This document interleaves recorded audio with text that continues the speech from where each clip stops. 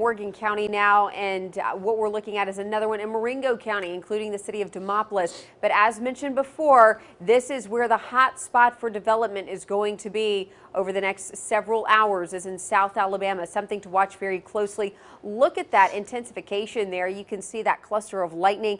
It is starting to really pick up. Lot of intense lightning in South Alabama. Again, I know that's not our viewing area, but just wanted to give you a brief revisit there. And then those storms developing. These are moving into the Huntsville market, so no real tornado warnings for our viewing area. We still have severe thunderstorm warnings, but to be honest, it's a little too close for comfort. We've seen this happen already tonight several times, where we have a thunderstorm and then it quickly evolves into a rotating storm, and that's when we get that tornado warning. That's exactly what happened in Carbon Hill. It was a very quick moving storm. Because these storms are rain wrapped, because these storms have some I would say non-traditional characteristics, non-textbook characteristics, it makes it a little bit more challenging to identify some of those specific areas of rotation. It takes a little bit more time when we're monitoring those things. So as we're talking about the severe thunderstorm warnings right now, most of the severe threat for the thunderstorms are going to be east of I-65, so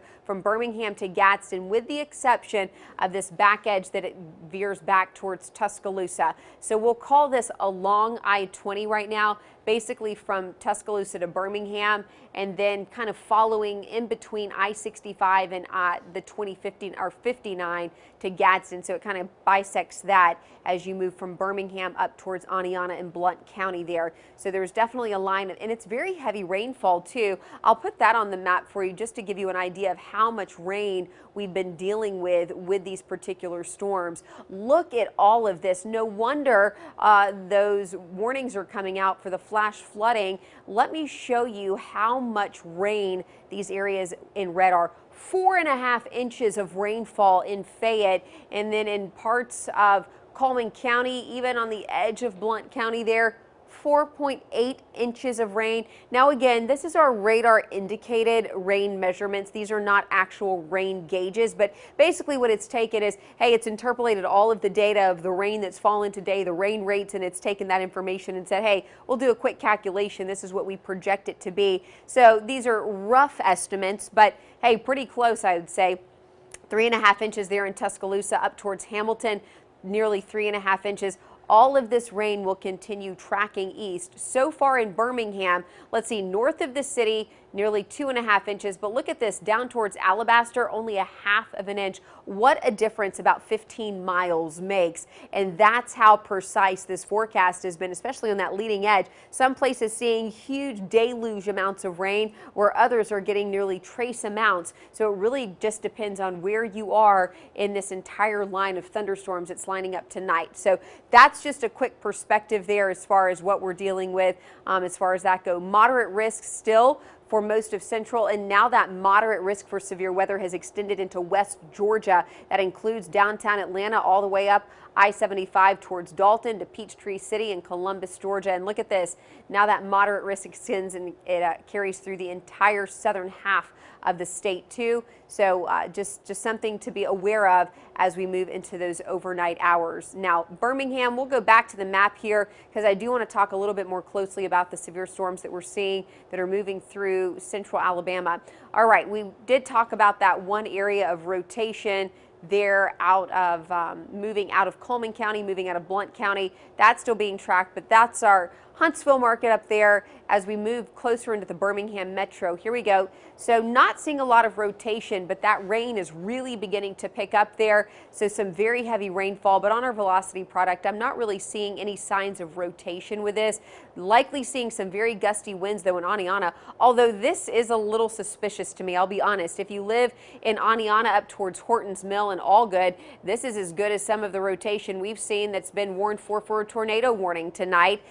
Let's look at that just a little bit closer, do a little investigation here. Again, our National Weather Service is doing a tremendous job tracking this entire swath of active weather tonight. So keep in mind that this is an ongoing event, and there's several layers to this forecast for tonight. So looking at our wind velocity product here, let's take a little bit deeper dive. I want to just check out our shear rates here. I mean, we're looking at about, okay, not it's impressive, but not as extreme as we've seen in some other spots, about 70-mile-per-hour winds. That's still a lot, though, but considering some of our products tonight have indicated upwards of 80, 90-plus miles per hour. But it's regardless, anywhere from Greystone to Aniana. Now, this is going to be up in Blount County, and these cities are going to be impacted by some very strong straight-line winds here as this severe thunderstorm comes howling through for you. So no debris to track on our debris tracker, but we are looking at some very strong winds from Hortons Mill down from Hendricks to Hortons Mill into Aniana. This is about to move into downtown Aniana, and that's going to be crossing over Highway 231. 231 carries you from Rosa down to Champion, and then that will be just to the south of Tate's Gap there. If you live on State Route 132, it's about to get very windy for you all the way up towards Altoona.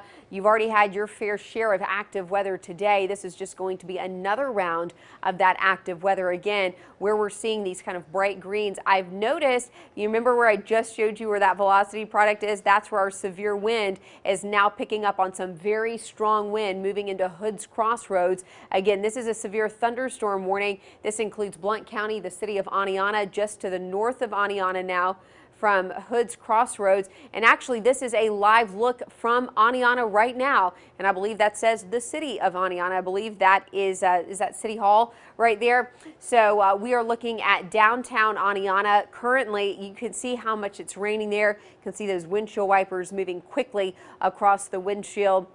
So a very active night of weather is unfolding there in Blount County. Look at the flags on the flagpole. I'm telling you, the winds are just so impressive tonight. This is going to be a big event, and there's going to be a lot of folks that wake up tomorrow morning and may have some misplaced lawn furniture. There may be some outdoor toys that are tousled and thrown about in the backyard or may end up in the neighbor's yard. So maybe have some surprises for you as you wake up tomorrow morning. I think by and large, I think people are going to be safe from this, but there could be a little damage. We're starting to get a lot of reports from Carbon Hill. I'm very interested to see what type of damage reports those. Look at the winds right now in Aniana. Let's stay on this. This is hugely impressive. These winds are now picking up, I would estimate, somewhere close to 50 or 60 miles per hour. It's kind of amazing that those flags just don't rip away from those cables holding on those flags right there on that power pole. But I tell you what, this is a strong, strong storm moving through downtown Aniana as we speak. What we're showing you right now is a live video, and this is up at the city of Aniana, downtown Aniana there, and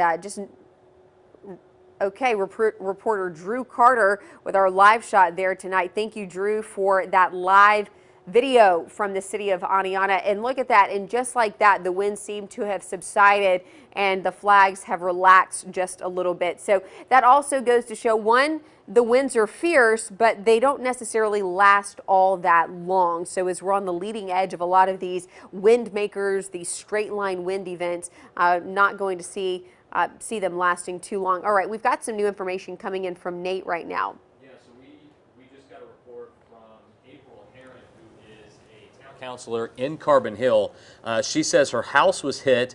There are reports of injuries in Carbon Hill, and it apparently took out radio communications between fire, police, those town departments, knocked out power. Obviously, the damage reports that we've seen so far. So it looks like the damage is extensive in Carbon Hill.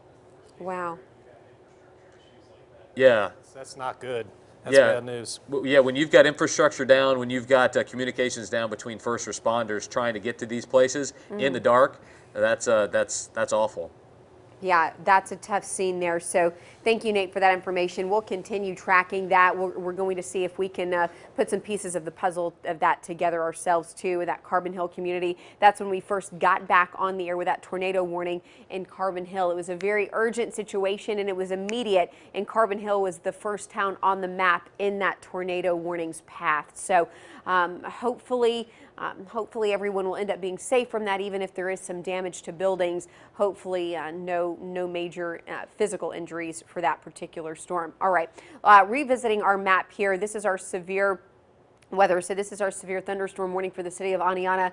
And again, we were just tracking that storm moving through Aniana, and it's actually kind of in the heart of the hardest hit spots right now. But why was that wind so strong? Look at this. See where that green and that red is right there? Well, that was the straight line wind. So that's what's now moving through Champion, heading towards Tate's Gap, following right along Highway 231 and making its way towards Altoona. And this storm system's moving towards Moody's Chapel in Bethlehem, and again, kind of moving off to the east towards Gallant there. Again, if you're on State Route 53 highway, or it's also known as really 231, that's which it's better known as. So 231 comes right up through Aniana. Now Aniana, you're just going to get a lot of heavy rain. You might get some light wind back behind it, but that main line has pushed through at this time. Let me zoom out just really quickly so we can get a little bit of perspective. So some very strong winds up towards Sneed, and some of these, they're just looking a little interesting to me. So I'll zoom into the one in Sneed simply because it does look like there could be some